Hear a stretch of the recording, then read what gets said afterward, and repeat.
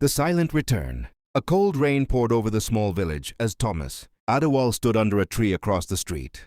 His hat pulled low to hide his face. The church bells tolled. Dong dong dong, signaling the start of a funeral.Adewale stood under a tree across the street. His hat pulled low to hide his face. The church bells tolled. Dong dong, signaling the start of a funeral. Through the blur of tears and rain, he saw her Margaret, his wife dressed in mourning black. Her face pale and distant, she held their daughter's hand tightly. But the coffin inside the church was his. Everyone believed Thomas had died in a shipwreck 2 years ago. Only he knew the truth: he had survived, lost at sea, and spent years fighting to return home. As he watched, old friends carried his empty coffin down the aisle. He could hear the priest's voice. "May the soul of our brother, Thomas.Adewale, rest in perfect peace." Thomas's heart twisted.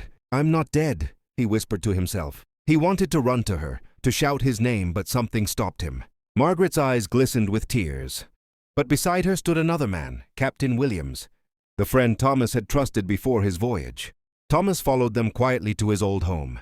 Through the window, he saw his daughter sitting on William's lap, calling him Papa. Margaret smiled again for the first time in years. Thomas stepped back into the shadows. His heart broke, but he understood she had moved on. "Take care of them, my love," and disappeared into the darkness, a living ghost, watching the world continue without him.